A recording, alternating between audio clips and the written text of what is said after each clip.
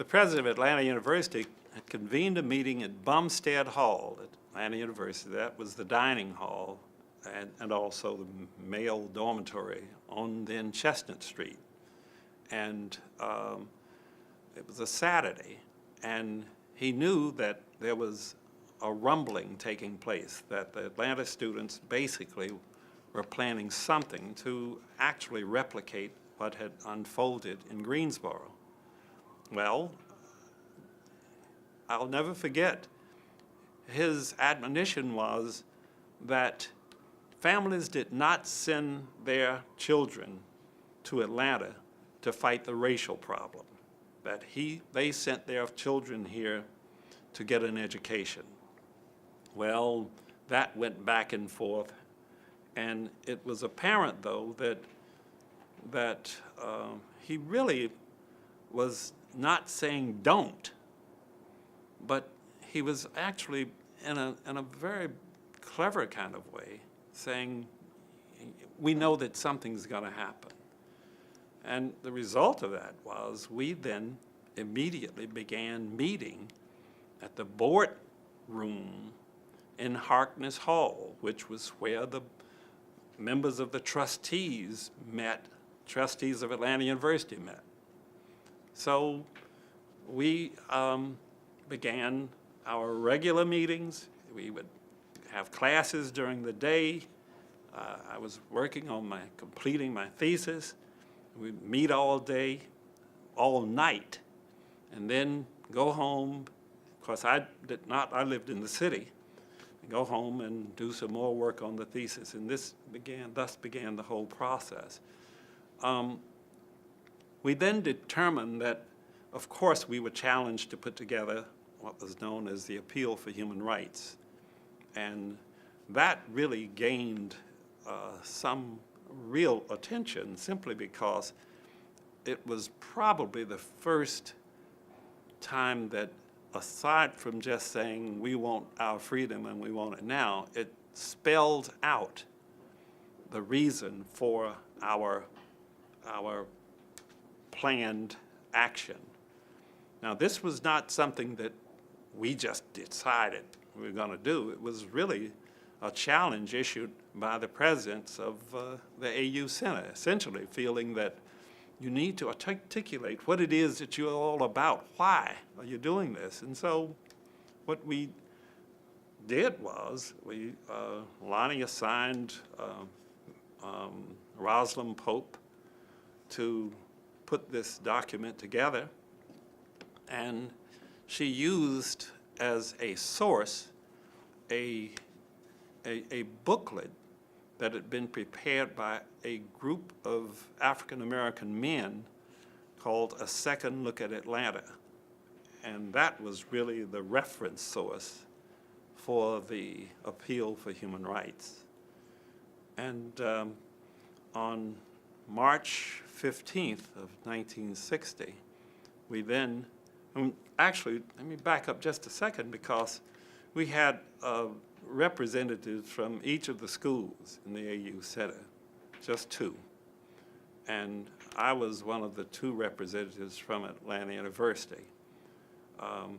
We then determined that what we would do is identify 9 facilities, City Hall being one of those. The state capitol also was one of those.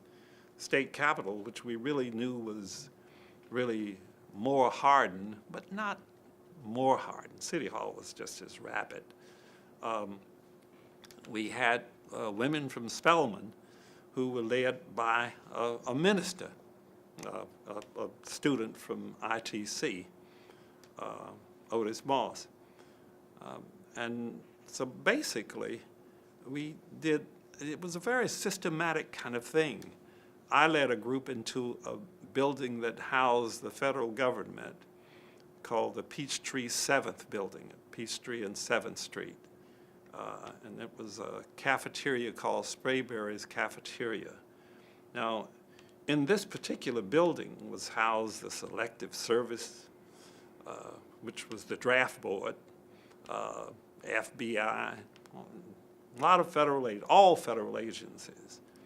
And we exercised great discipline there simply because we wanted to make certain that only one person was the spokesperson.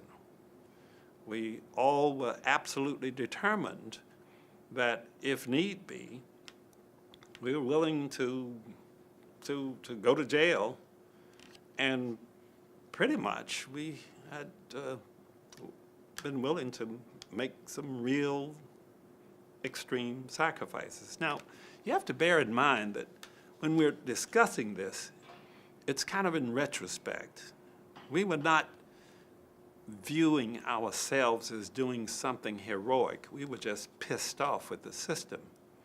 And and we were willing to fight it.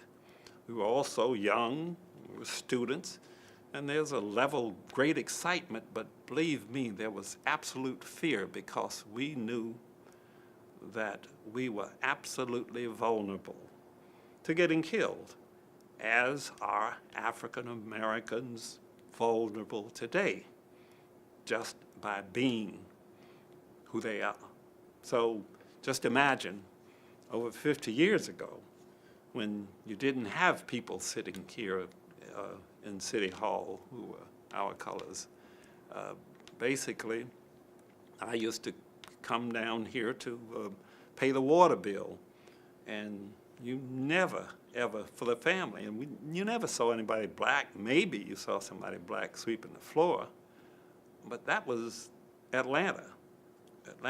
Atlanta, despite its image of progress, was no different from the bowels of Mississippi. And I think that the difference then was Atlanta perhaps had a kind of business leadership that was willing to placate.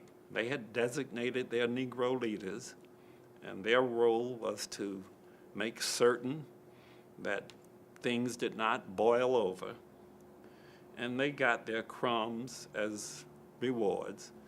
I recall during one of our meetings at Harkness Hall, we were contacted by the Office of the National Urban League, which had a regional office here.